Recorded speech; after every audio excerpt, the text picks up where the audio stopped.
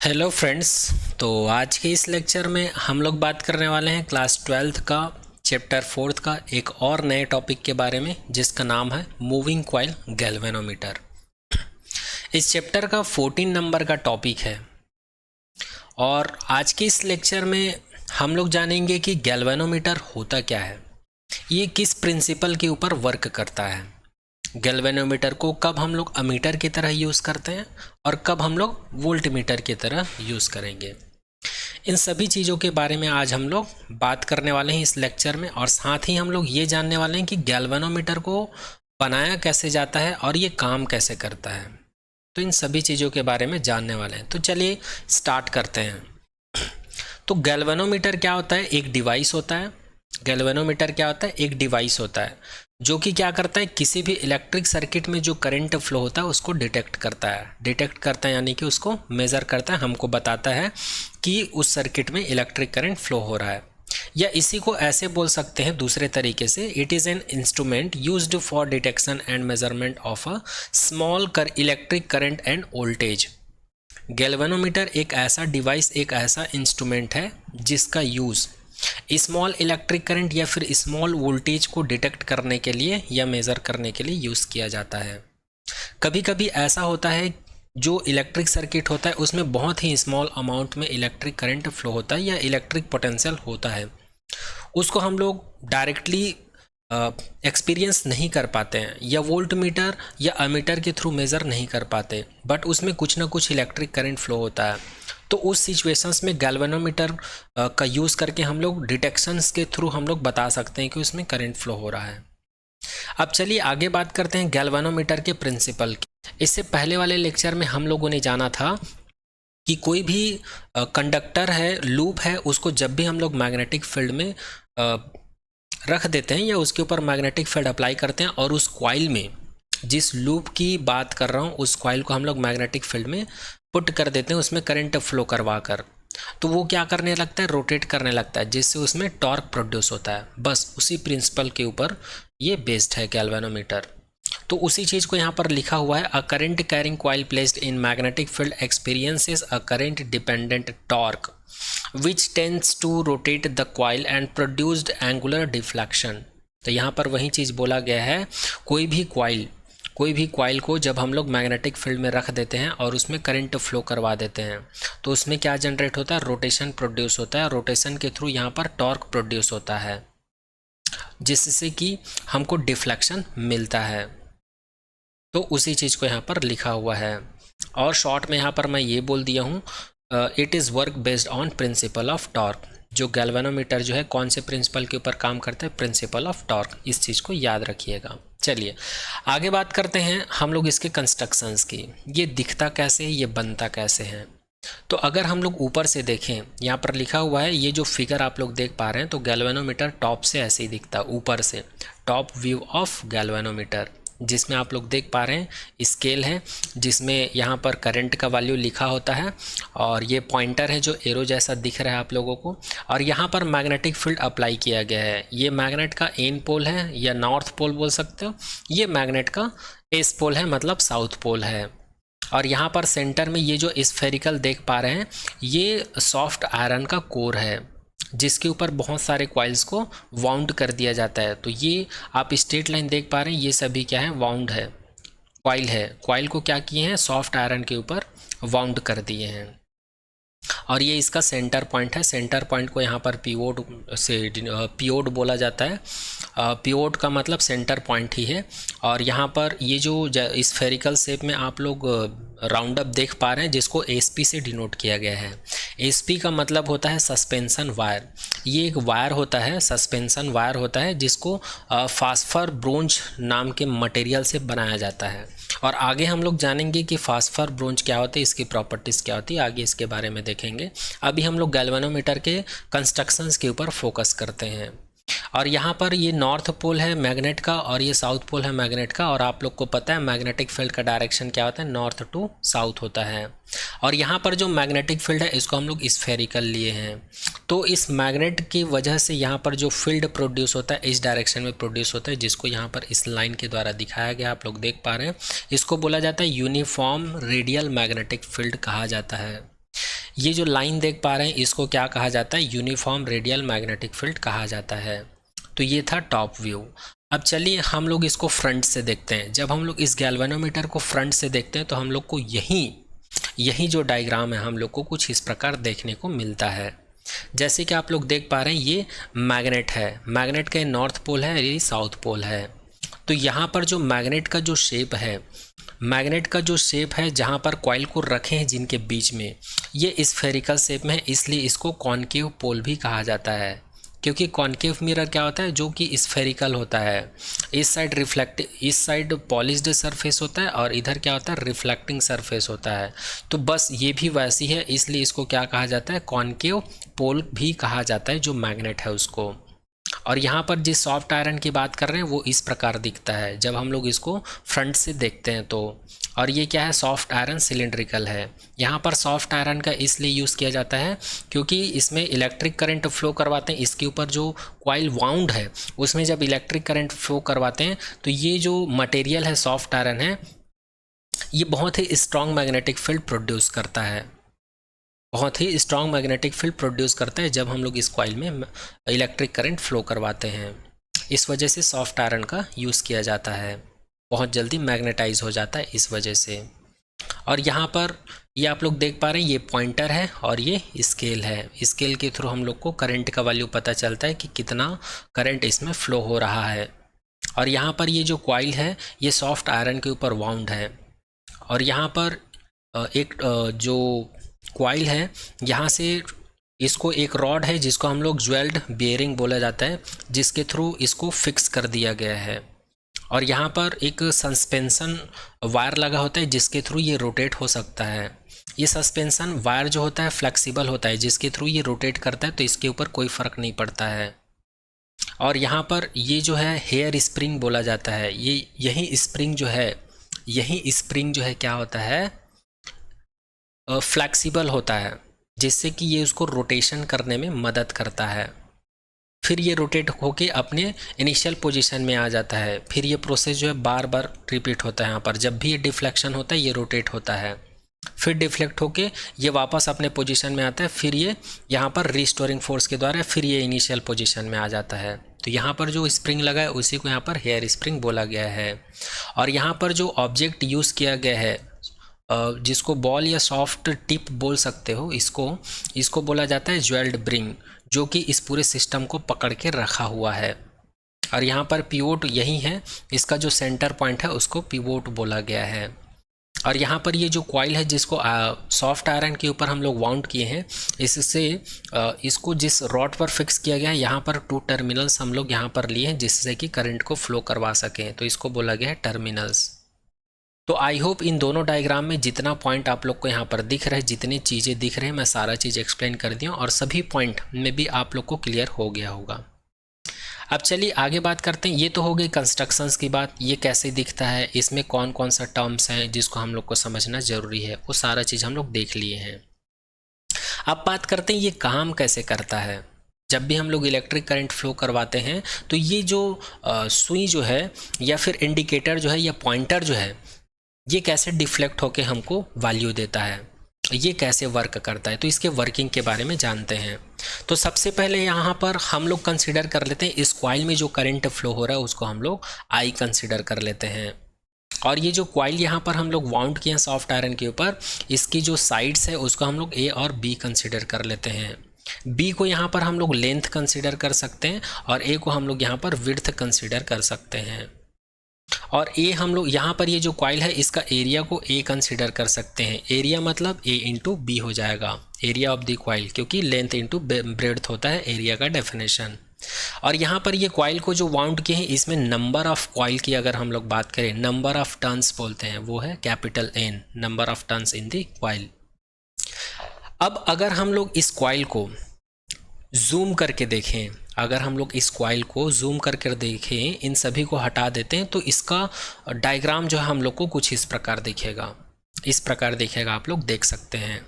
तो हम लोग गैल्वेनोमीटर के वर्किंग को समझने के लिए उसी डायग्राम को, उसी कॉइल को कुछ ऐसा इमेजिन कर सकते हैं, जहाँ पर ए क्या है, बी क्या, ए और बी क्या है, जो कॉइल है उसका विड्थ है और ये हाइट है। या लेंथ कंसिडर कर सकते हैं। और इसमें मैग्नेटिक फील्ड का डायरेक्शन कुछ ऐसा है, आप लोग देख सकते हैं। और यहाँ पर इलेक्ट्रिक करंट फ्लो हो रहा है, वो कुछ इस प्रकार हो रहा है। यहाँ पर जो लूप है उसको हम लोग PQRS नाम दे दिए हैं। यहाँ पर PQRS क्या है, हमारे पास एक लूप है जिसमें करंट का डायरेक्शन क्या है, S से P, P से Q, Q से R और R से S है, इस तरीके से। तो आप लोग को पता है, हम लोग ऑलरेडी पढ़ चुके हैं कि मैग्नेटिक फील्ड का जो डायरेक्शन होता है वो करंट के परपेंडिकुलर होता है, और इन दोनों की वजह से जो फोर्स प्रोड्यूस होता है वो करंट के और मैग्नेटिक फील्ड के परपेंडिकुलर होता है। और हम लोग ये भी देख चुके हैं, यहाँ पर जो फोर्स का डायरेक्शन होगा वो इनवर्ड होगा, और यहाँ पर फोर्स का जो डायरेक्शन है आउटवर्ड होगा। अब ये हम लोग को कैसे पता चला, तो ये हम लोग को पता चला है लेफ्ट हैंड फ्लेमिंग रूल से। ठीक है, ये सारा चीज़ हम लोग ऑलरेडी डिस्कस कर चुके हैं इससे पहले वाले टॉपिक में और इससे पहले वाले लेक्चर में, कि इसमें टॉर्क कैसे प्रोड्यूस होता है। और यहाँ पर इसी कॉइल का अगर मैं टॉप व्यू देखूँ, तो हम लोग को ये कुछ ऐसा दिखाई पड़ता है।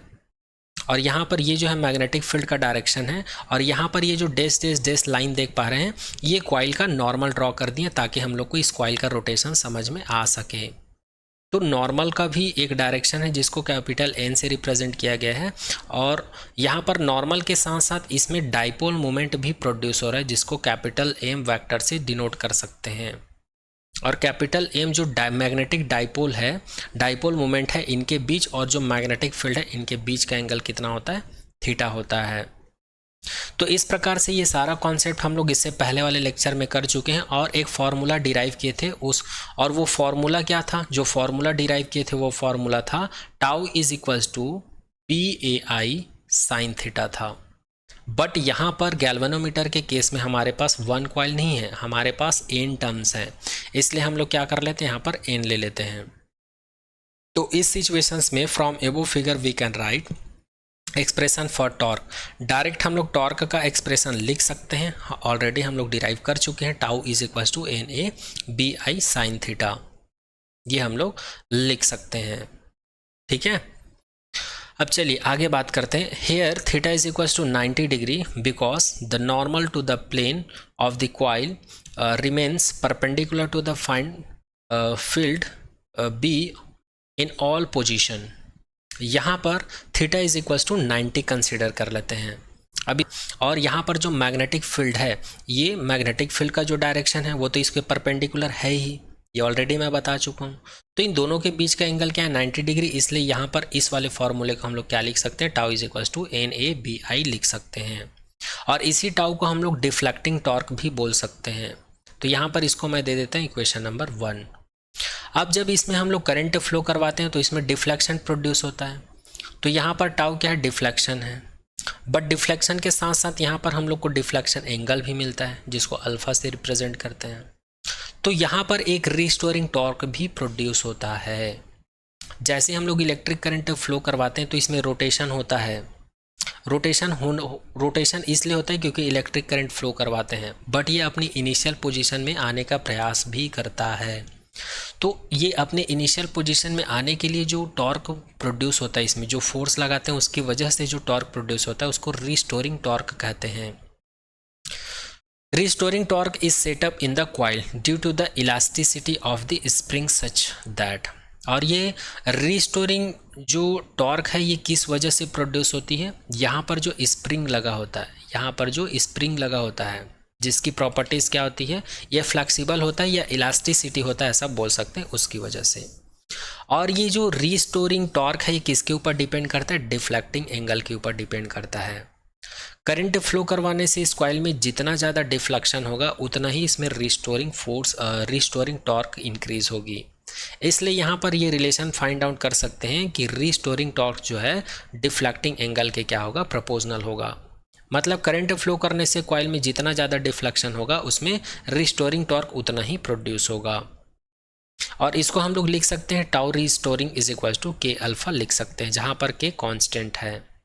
इसको दे देते हैं इक्वेशन नंबर 2, जहाँ पर K को बोला जाता है torsion constant of the spring. Spring का टॉर्सन कांस्टेंट बोला जाता है इसको। In equilibrium position, equilibrium position बोलने का मतलब है जितना ज़्यादा कॉइल में डिफ्लेक्शन प्रोड्यूस हो रहा है उतना ही ज़्यादा उसमें, उतना ही जितना डिफ्लेक्शन टॉर्क प्रोड्यूस हो रहा है उतना ही रिस्टोरिंग टॉर्क प्रोड्यूस हो रहा है। ये इक्विलिब्रियम का कंडीशन कहलाता है। तो इस सिचुएशंस में हम लोग डिफ्लेक्शन और रिस्टोरिंग टॉर्क दोनों को क्या कर देते हैं, इक्वेट कर देते हैं। और जब इन दोनों को इक्वेट करेंगे इक्विलिब्रियम कंडीशन में तो इक्वेशन नंबर 1 और 2 भी क्या हो जाएगा, दोनों इक्वेट हो जाएगा। ये इक्वेट क्यों किए, क्योंकि डिफ्लेक्शन होने के लिए जितना फोर्स लगा रहा है उतना ही फोर्स ये वापस अपनी इनिशियल कंडीशन में भी आने के लिए भी लगा रहा होगा। तो इस सिचुएशंस में जो टॉर्क प्रोड्यूस होता है और इस सिचुएशंस में जो टॉर्क प्रोड्यूस होता है दोनों का मैग्नीट्यूड क्या हो जाता है, सेम हो जाता है। इसी को इक्विलिब्रियम कंडीशन या इक्विलिब्रियम पोजीशन कहा जाता है। आगे देखते हैं। तो जब हम लोग दोनों इक्वेशन को इक्वेट करेंगे तो हम लोग को मिल जाता है K alpha is equals to NABI, और अल्फ़ा को यहीं रखते हैं, के को इधर ट्रांसफ़र करते हैं तो अल्फ़ा इज इक्वल्स टू हो जाता है NABI अपॉन के हो जाता है। हमको यहाँ पर करंट का वैल्यू चाहिए तो इसलिए इसको इधर ट्रांसफ़र कर देते हैं तो I इज इक्वल्स टू के अपॉन NAB अल्फ़ा हो जाता है। जहाँ पर ये वाले वैल्यू को, इस वाले वैल्यू को हम लोग G कंसिडर कर लेते हैं, या I इज इक्वल्स टू इसको लिख देता हूँ अल्फ़ा G, जहाँ पर G को कहा जाता है कांस्टेंट फैक्टर, या फिर इसी को कहा जाता है गैल्वेनोमीटर फैक्टर, इसी को कहा जाता है गैल्वेनोमीटर कांस्टेंट, इसी को कहा जाता है current reduced factor of galvanometer, current reduced factor of galvanometer कहा जाता है। और इसको दे देते हैं इक्वेशन नंबर 3। ये जो अल्फ़ा का वैल्यू मिला, अल्फ़ा क्या है यहाँ पर, डिफ्लेक्टिंग एंगल है। अल्फ़ा क्या है यहाँ पर, डिफ्लेक्टिंग एंगल। इसको इक्वेशन नंबर 3 दे देते हैं। तो यहाँ से K अपॉन NAB को हम लोग क्या कंसिडर किए हैं जी, G कंसिडर किए, कैपिटल G, जिसको गैल्वेनोमीटर फैक्टर बोलते हैं, है ना। अब इक्वेशन नंबर 3 में, अगर इक्वेशन नंबर 3 से मैं देखूं तो अल्फ़ा को मैं क्या लिख सकता हूँ, ये तो कांस्टेंट हो गया तो इसको मैं लिख सकता हूँ alpha is equals to I। इसको दे देता हूँ इक्वेशन नंबर 5, और यहाँ पर जो करंट का वैल्यू मिला I is equals to alpha G, इसको मैं दे देता हूँ इक्वेशन नंबर 4। यहाँ पर इक्वेशन नंबर 3 के बजाय इक्वेशन नंबर 4 भी लिख सकते हो। इक्वेशन नंबर 3 को देखें तब भी और इक्वेशन नंबर 5 को देखें तब भी, दोनों ही सिचुएशंस में अल्फ़ा जो है I के प्रोपोर्शनल है। और यहाँ पर अल्फ़ा जो है I के प्रोपोर्शनल है, ये हमको क्या रिजल्ट देता है कि करंट फ्लो करवाने से जिस उसमें कॉइल में जितना ज़्यादा डिफ्लेक्शन होगा, मतलब जितना ज़्यादा करंट का वैल्यू होगा उतना ही ज़्यादा डिफ्लेक्शन होगा, जितना ज़्यादा करंट का वैल्यू होगा उतना ही ज़्यादा डिफ्लेक्शन होगा, और जितना कम करंट होगा उतना ही कम डिफ्लेक्शन होगा। ये रिलेशन को वेरीफाई करता है इक्वेशन नंबर 5। तो यहाँ पर जो वर्किंग है गैल्वेनोमीटर का ये भी कंप्लीट होता है। अब आगे नेक्स्ट बात करते हैं करंट सेंसिटिविटी ऑफ गैल्वेनोमीटर की। तो यहाँ पे लिखा हुआ है a galvanometer is said to be sensitive if it show large scale deflection even when a small current is passes through it or a small voltage is applied across it। तो galvanometer को sensitive तब कहा जाता है जब हम लोग small voltage apply करते हैं किसी इलेक्ट्रिक सर्किट में, या फिर डायरेक्ट गैल्वेनोमीटर में, या फिर सर्किट के थ्रू अगर हम लोग स्मॉल वोल्टेज अप्लाई करते हैं तो उसमें स्मॉल करंट फ्लो होता है। उस सिचुएशंस में लार्ज डिफ्लेक्शन शो करता है कौन, गैल्वेनोमीटर। लार्ज डिफ्लेक्शन बोलने का मतलब ये है करंट का बहुत ज़्यादा वैल्यू शो करता है, या फिर बहुत जल्दी डिफ्लेक्ट होता है उसमें का जो पॉइंटर होता है। तो उस सिचुएशंस में गैल्वेनोमीटर को क्या कहा जाता है, सेंसिटिविटी कहा जाता है, या करंट सेंसिटिविटी कहा जाता है। अब चलिए हम लोग बात कर लेते हैं इस गैल्वेनोमीटर को करंट सेंसिटिविटी कब कहा जाता है और उसके लिए एक्सप्रेशन क्या है। It is defined as the deflection produced in the galvanometer when a unit current flow through it. जब किसी भी गैल्वेनोमीटर में यूनिट करंट को फ्लो करवाया जाता है, यूनिट करंट बोलने का मतलब है I is equal to 1 ampere बोल सकते हो, या यूनिट करंट बोलने का मतलब 1/I भी बोल सकते हो, जैसे कि यहाँ पर है। तो किसी भी सर्किट में या सर्किट के थ्रू गैल्वेनोमीटर कनेक्ट रहता है सर्किट में, या फिर डायरेक्ट गैल्वेनोमीटर में जब हम लोग यूनिट करंट को फ्लो करवाते हैं ना, तो उसमें हम लोग को क्या मिलता है, डिफ्लेक्शन मिलता है यूनिट करंट की वजह से। तो उसी को क्या कहा जाता है, करंट सेंसिटिविटी कहा जाता है। और मैथमेटिकली इसको लिखा जाता है IS। करंट सेंसिटिविटी को IS से रिप्रेजेंट करते हैं और इसको लिखा जाता है IS is equals to alpha upon I, जहाँ पर I का मतलब यूनिट करंट, अल्फा का मतलब डिफ्लेक्शन। और अल्फा का वैल्यू ऑलरेडी हम लोग कैलकुलेट कर चुके हैं। अल्फा का वैल्यू हम लोग कल कैलकुलेट कर चुके हैं NABI अपॉन K। तो अल्फा का वैल्यू यहाँ पर सब्सटीट्यूट करूँगा NABI अपॉन K, तो ये ऐसा मिलेगा। और ये वाला I पहले से है तो ये वाला I कैंसिल आउट हो जाएगा। तो यहाँ पर हम लोग को IS करंट सेंसिटिविटी का वैल्यू क्या मिलेगा, फाइनली NBA अपॉन K मिलेगा। अब बात करते हैं वोल्टेज सेंसिटिविटी। गैल्वेनोमीटर को वोल्टेज के रिस्पेक्ट में सेंसिटिव कब कहा जाता है, तो याद रखिएगा जब हम लोग किसी सर्किट में या फिर गैल्वेनोमीटर में, जब भी हम लोग गैल्वेनोमीटर में यूनिट वोल्टेज अप्लाई करते हैं, यूनिट वोल्टेज बोलने का मतलब 1 वोल्ट या फिर इसी को हम लोग 1/V बोल सकते हैं। जैसे कि यहाँ पर लिखा हुआ है 1/V बोलने का मतलब है V is equals to 1 volt. तो उसमें क्या होता है, लार्ज डिफ्लेक्शन होता है। डिफ्लेक्शन का मतलब अल्फा है, डिफ्लेक्शन का मतलब अल्फा है, V का मतलब यूनिट वोल्टेज है। तो इस सिचुएशंस में जो डिफ्लेक्शन शो करता है गैल्वेनोमीटर में, उस सिचुएशंस में उसको कहा जाता है वोल्टेज सेंसिटिविटी। तो यहाँ पर जो लिखा हुआ है इसी को हम लोग क्या बोलते हैं, इसी को अगर मैथमेटिकली देखें तो VS is equals to alpha अपन V मिल जाता है। यहाँ पर फिर हम लोग अल्फा का वैल्यू रखेंगे NABI अपॉन K, और ये V यहाँ पर पहले से है। अब यहाँ पर I अपॉन V को हम लोग क्या लिख सकते हैं, R लिख सकते हैं। क्यों, क्योंकि ओम्स लॉ से पता है V is equals to I R होता है। तो R इज इक्वल्स टू इसको क्या लिख सकते हैं, V अपॉन I। लेकिन यहाँ पर क्या है, हमारे पास I अपॉन V है, तो यहाँ पर R को क्या कर देते हैं, उल्टा कर देते हैं, 1 अपॉन R कर देते हैं। तो यहाँ पर हम लोग इसको क्या लिख सकते हैं, NAB अपॉन KR लिख सकते हैं। और इस वाले इक्वेशन से अगर ध्यान से देखें NBA upon K, NBA upon K, इसको मैं क्या लिख सकता हूँ, IS के इक्वल लिख सकता हूँ। इसलिए VS को मैं क्या लिख सकता हूँ, IS अपॉन R लिख सकता हूँ। क्या लिख सकता हूँ, VS को IS अपॉन R लिख सकता हूँ। तो यहाँ पर वोल्टेज सेंसिटिविटी जो है किसके ऊपर डिपेंड करता है, करंट सेंसिटिविटी के ऊपर डिपेंड करता है, ऐसा भी बोल सकते हैं। तो यहाँ पर करंट सेंसिटिविटी और वोल्टेज सेंसिटिविटी और गैल्वेनोमीटर को सेंसिटिव कब कहा जाता है, ये सारा चीज़ हम लोग देख लिए हैं। आई होप ये सारा पॉइंट भी आप लोग को समझ में आया होगा। अब चलिए आगे बात करते हैं कि गैल्वेनोमीटर का जो सेंसिटिविटी है वो किस किस फैक्टर के ऊपर डिपेंड करता है। तो सबसे पहली चीज़, ये कॉइल में नंबर ऑफ टर्न्स होता है उसके ऊपर डिपेंड करता है। किसी भी गैल्वेनोमीटर में जो सॉफ्ट आयरन में जो नंबर ऑफ टर्न्स होते हैं कॉइल में, वो नंबर ऑफ टर्न्स जितना ज़्यादा होगा गैल्वेनोमीटर उतना ही सेंसिटिव होगा। मैग्नेटिक फील्ड की अगर बात करें तो मैग्नेटिक फील्ड का मैग्नीट्यूड जितना ज़्यादा होगा गैल्वेनोमीटर उतना ही सेंसिटिव होगा। अगर कॉइल का एरिया जितना ज़्यादा होगा, गैल्वेनोमीटर में जो कॉइल लगा रहता है उसका एरिया जितना ज़्यादा होगा गैल्वेनोमीटर उतना ही सेंसिटिव होगा। फोर्थ पॉइंट के बारे में बात करते हैं, टॉर्सन कांस्टेंट के of the spring and suspension wire. बोलने का मतलब ये है, जो स्प्रिंग लगा रहता है, सस्पेंशन वायर लगा होता है, स्प्रिंग लगा होता है और सस्पेंशन वायर लगा होता है, ठीक है, दोनों ही केस में। तो पहले हम लोग के वाले केस में बात कर लेते हैं टॉर्सन कांस्टेंट। तो जो स्प्रिंग लगा होता है उसका टॉर्सन कांस्टेंट जितना ज़्यादा होगा गैल्वेनोमीटर उतना ही सेंसिटिव होगा।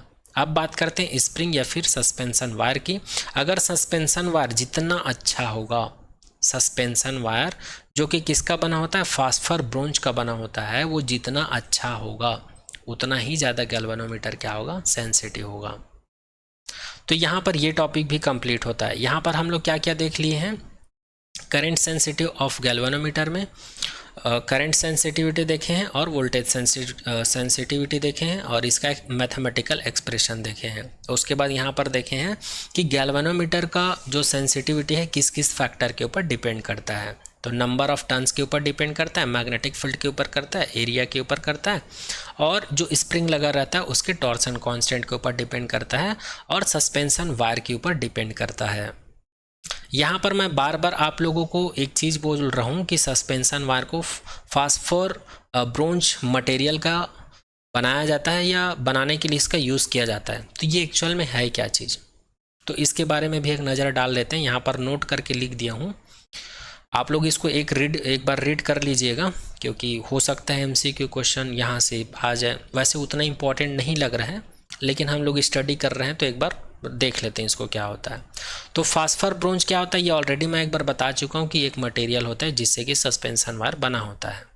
ठीक है, it is used for suspension और hair spring because of several reason. तो इसको यूज़ करने का क्या क्या रीज़न है यहाँ पर लिखा हुआ है। पहला रीज़न है ये गुड कंडक्टर होता है, electricity, it does not oxidize, it is perfectly elastic, ये भी इसका एक रीज़न है।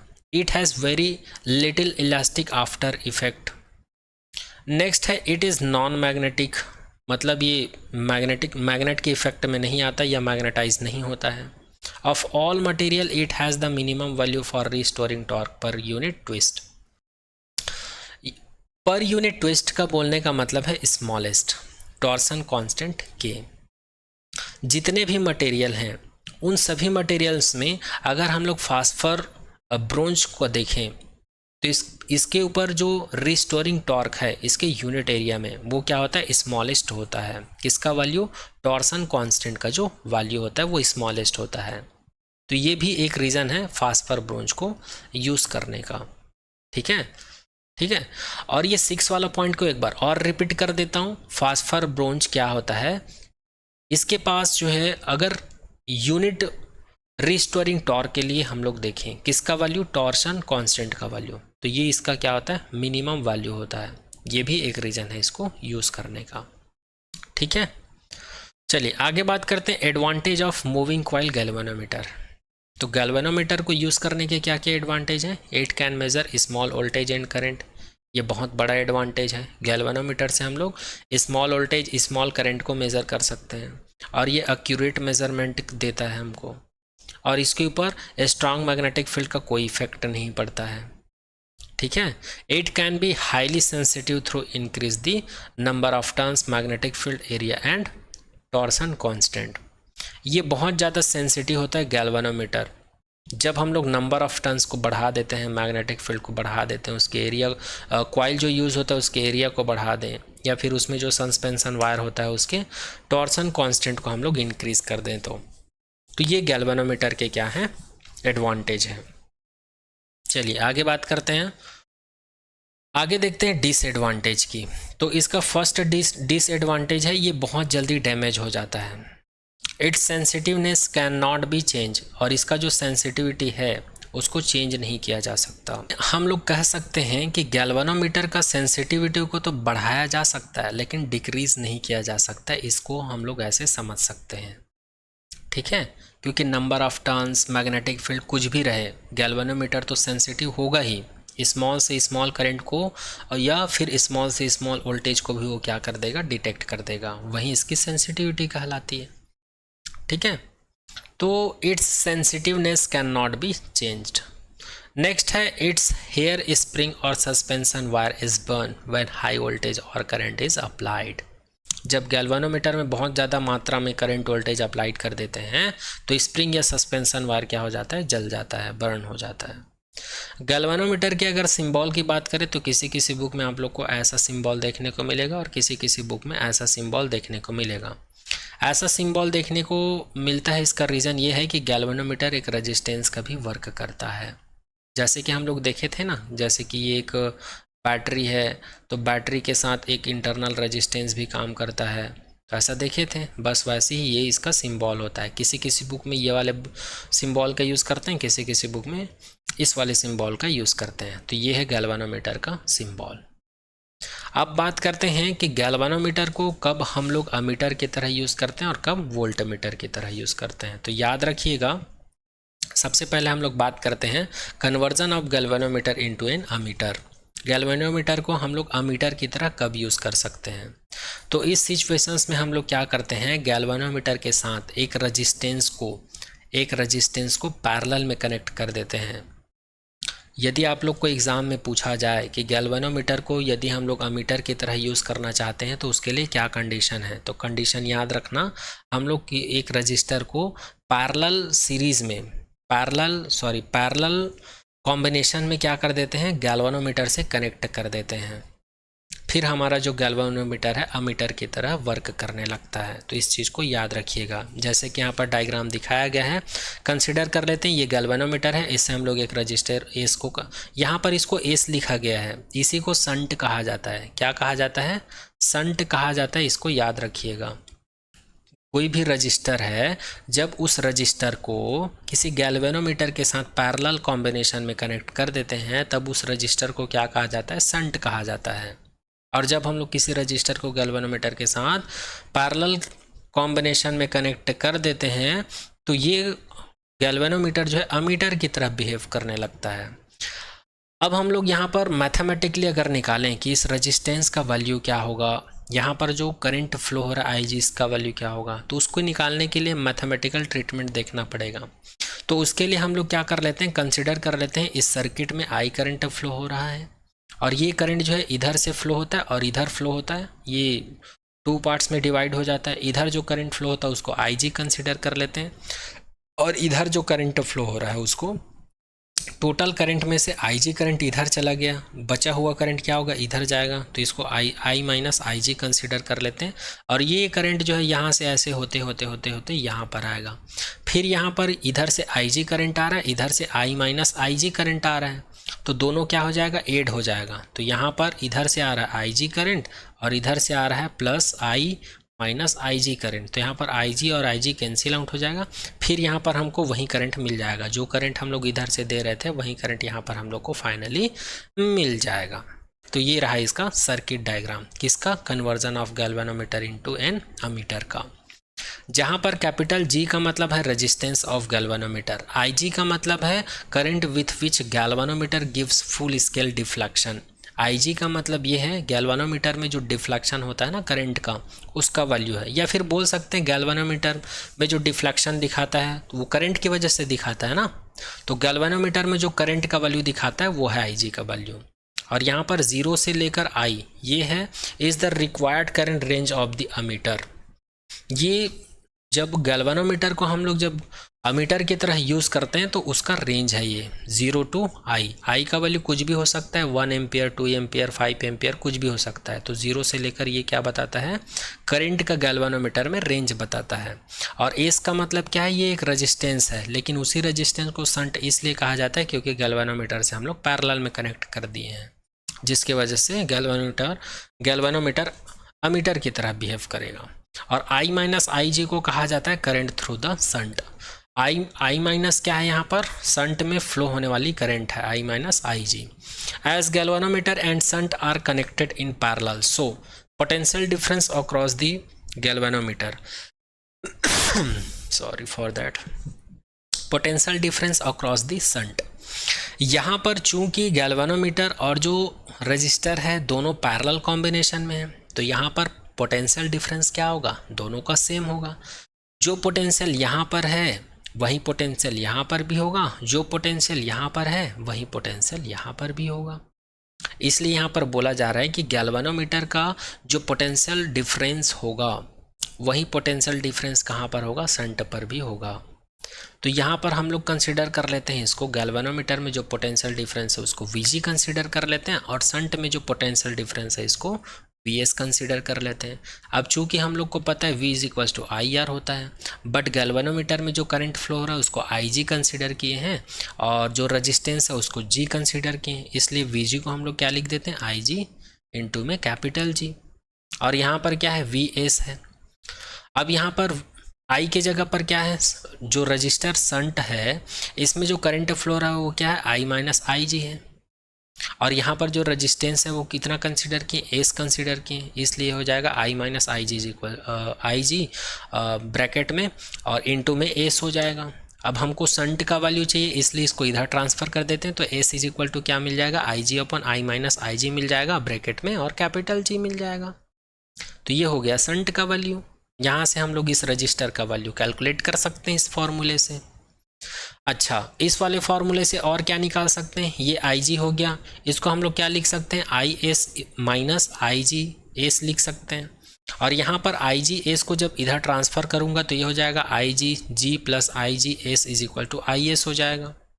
फिर आगे देखते हैं, यहाँ से I G plus I G S is equal to I S, ये मिल चुका था। यहाँ पर आई जी को अगर मैं कॉमन निकाल लूँ तो क्या हो जाएगा, जी प्लस एस हो जाएगा, और आई जी को यहीं पर रखता हूँ, जी प्लस एस को इधर ट्रांसफर कर देता हूँ, तो I G is equal to क्या हो जाएगा, I S upon G plus S हो जाएगा। तो इसको कहा जाता है गैल्वेनोमीटर में फ्लो होने वाली करेंट, जब हम लोग अमीटर की तरह बिहेव करवाते हैं गैल्वेनोमीटर को, तब उस सिचुएशन में।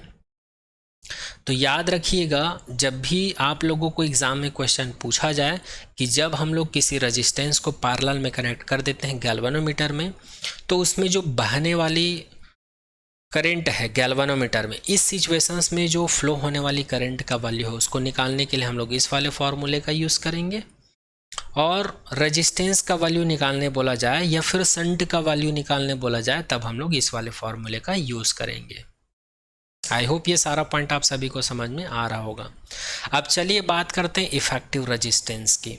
चूँकि यहाँ पर जो शंट कनेक्ट किए हैं वो भी एक रेजिस्टेंस है, और यहाँ पर जो गैल्वेनोमीटर है वो खुद एक रजिस्टर का काम करता है, तो दोनों का रजिस्टेंस हम लोग कंसिडर कर चुके हैं, एस और कैपिटल जी, और दोनों पैरेलल में हैं। तो यहाँ पर इफेक्टिव रेजिस्टेंस क्या मिलेगा, तो चूंकि हम लोग को पता है कोई भी रजिस्टर, टू रजिस्टर जो है पैरेलल में कनेक्शन होता है, तो उसका इफेक्टिव हम लोग कुछ ऐसा निकालते हैं, R effective is equal to 1/g plus 1/s, या इसी को लिख सकते हैं R effective is equal to GS/g plus S.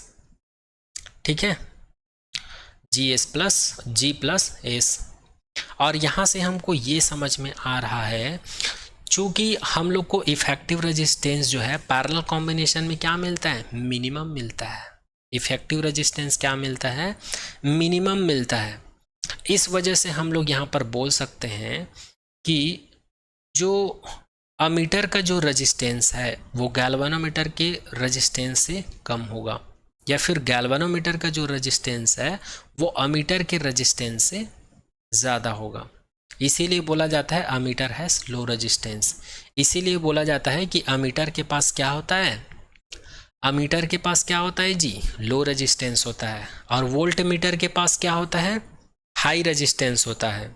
इसीलिए अमीटर को इलेक्ट्रिक सर्किट में सीरीज में कनेक्ट किया जाता है और वोल्ट मीटर को पैरेलल में कनेक्ट किया जाता है। क्यों, क्योंकि अमीटर के पास क्या होता है, लो रेजिस्टेंस होता है, ये करंट को पास करवाता है, और वोल्ट मीटर क्या करता है, हाई रेजिस्टेंस का काम करता है, वो करंट को रोक देता है। तो जब हम लोग उसको सीरीज में कनेक्ट करेंगे तो करंट फ्लो करवाएगा ही नहीं सर्किट में, इसलिए।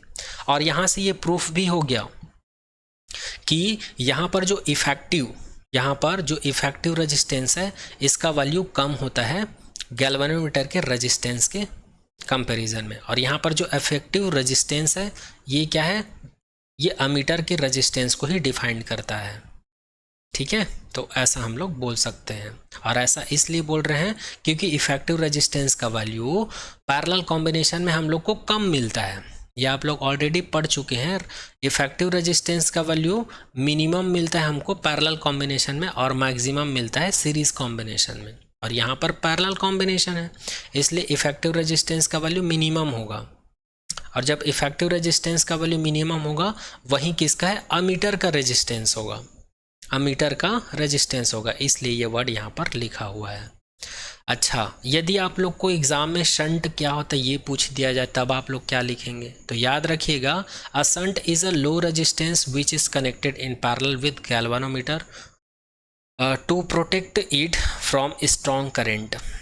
तो शंट एक लो रेजिस्टेंस होता है, एक रेजिस्टेंस ही होता है जिसको शंट नाम दिया गया है, जिसका रेजिस्टेंस बहुत ही कम होता है, और इसको गैल्वेनोमीटर में इसलिए यूज़ किया जाता है ताकि गैल्वेनोमीटर को हम लोग अमीटर की तरह यूज़ कर सकें। और इसको गैल्वेनोमीटर में पैरेलल में यूज़ करने का एक और रीज़न है, ताकि जब भी कोई भी स्ट्रॉन्ग करंट गैल्वेनोमीटर में फ्लो हो, तब ये गैल्वेनोमीटर को क्या कर सके, प्रोटेक्ट कर सके। ये भी एक रीज़न है इसको पैरेलल कनेक्शन में गैल्वेनोमीटर के साथ कनेक्ट करने का। तो आई होप आप लोगों को ये भी समझ में आ गया होगा कि शंट क्या होता है ना। अब बात करते हैं यूज़ ऑफ शंट। तो यहाँ पर लिखा हुआ है to prevent a galvanometer from being damage due to large current, जो कि अभी मैं बताया हूँ यहाँ पर कि शंट को इसलिए कनेक्ट किया जाता है ताकि गैल्वेनोमीटर में जो करंट फ्लो होगा, लार्ज करंट फ्लो होगा, उसके वजह से डैमेज ना हो। सेकेंड है, गैल्वेनोमीटर को अमीटर की तरह यूज़ करने के लिए, यूटिलाइज करने के लिए भी इसका यूज़ करते हैं या कन्वर्ट करने के लिए। To increase the range of an ammeter, ammeter के रेंज को बढ़ाने के लिए भी इसका यूज़ करते हैं। अच्छा, यहाँ पर बोला जा रहा है रेंज ऑफ एन अमीटर, जब गैल्वेनोमीटर को अमीटर की तरह बिहेव करवाते हैं तो वहाँ पर जो गैल्वेनोमीटर का जो डिफ्लेक्शन है या जो रेंज है वो बढ़ जाता है।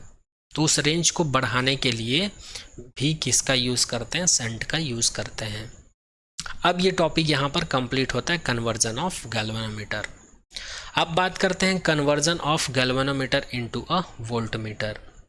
अब हम लोग गैल्वेनोमीटर को कैसे यूज़ करवाएंगे या कैसे यूज़ करेंगे, वोल्टमीटर की तरह यूज़ करना चाहते हैं तो उसके लिए हम लोग क्या करेंगे, जो रेजिस्टेंस को अभी हम लोग पैरेलल में कनेक्ट किए थे उसी रेजिस्टेंस को हम लोग क्या कर देते हैं, गैल्वेनोमीटर के साथ सीरीज में कनेक्ट कर देते हैं।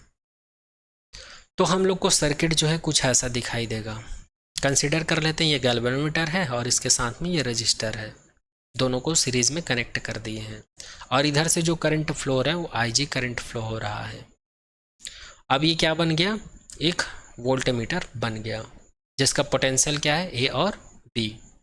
ठीक है, मतलब ये टर्मिनल है, यहाँ पर पोटेंशियल डिफरेंस प्रोड्यूस होता है तो फिर करंट फ्लो होने लगता है।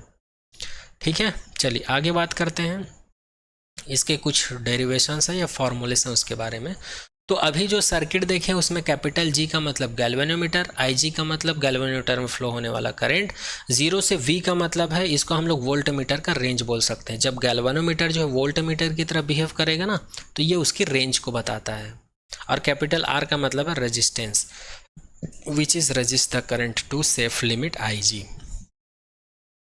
अब ऊपर फिगर से हम लोग क्या बोल सकते हैं, टोटल रेजिस्टेंस या फिर इफेक्टिव रेजिस्टेंस कैसे निकाल सकते हैं, चूँकि वो सीरीज में कनेक्ट हुआ है इसलिए टोटल रेजिस्टेंस कैसे निकलेगा, capital R plus capital G। और ओम्स लॉ लगाएंगे तो क्या हो जाएगा, V is equals to IR। तो यहाँ से करंट का वैल्यू क्या निकलेगा, I is equals to V upon R। तो V का वैल्यू हमारे पास V है, R का वैल्यू यहाँ पर क्या हो जाएगा, R प्लस G हो जाएगा। तो ये निकल गया गैल्वेनोमीटर में फ्लो होने वाला करंट जब हम लोग गैल्वेनोमीटर को वोल्टमीटर की तरह यूज़ करते हैं। तो उसमें गैल्वेनोमीटर में फ्लो होने वाली करंट कितनी हो गई, IG is equal to V upon R plus G। अब यहाँ पर R प्लस G को इधर ट्रांसफ़र कर दूंगा तो मुझे क्या मिल जाएगा, IG R plus G is equal to V मिल जाएगा।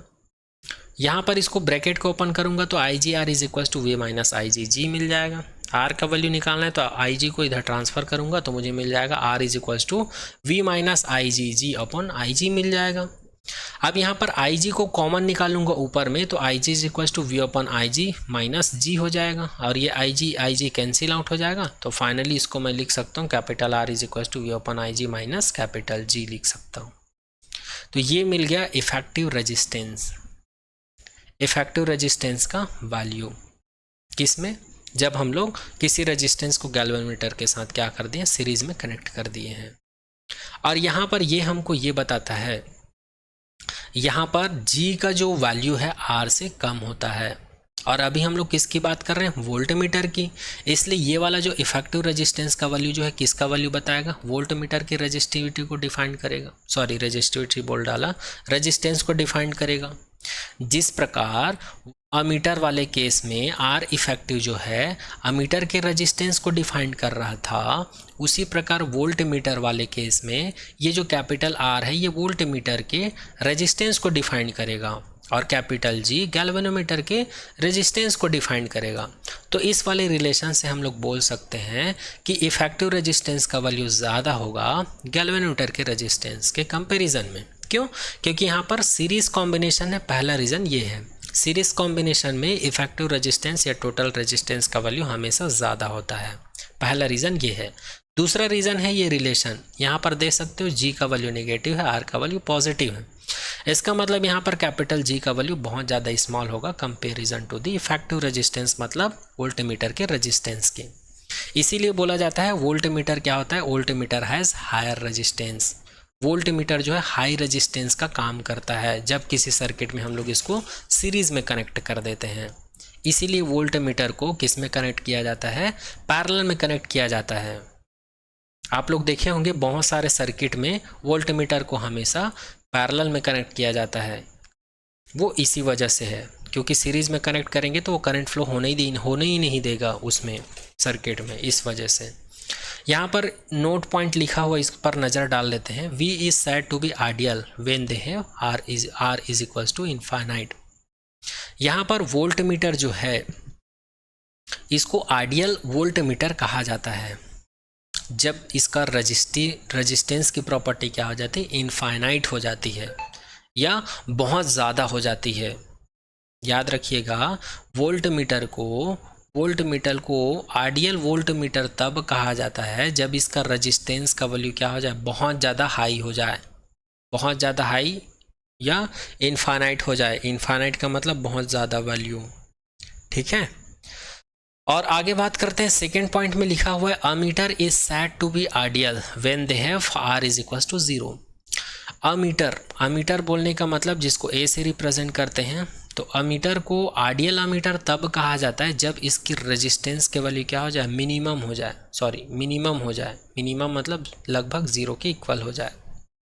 तो उस सिचुएशंस में अमीटर को क्या कहा जाता है, आइडियल अमीटर कहा जाता है।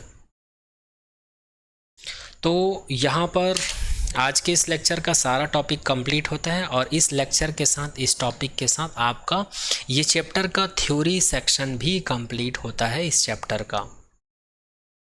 आई होप आज के इस लेक्चर में सारा पॉइंट आप लोग को समझ में आया होगा, सारा टॉपिक समझ में आया होगा।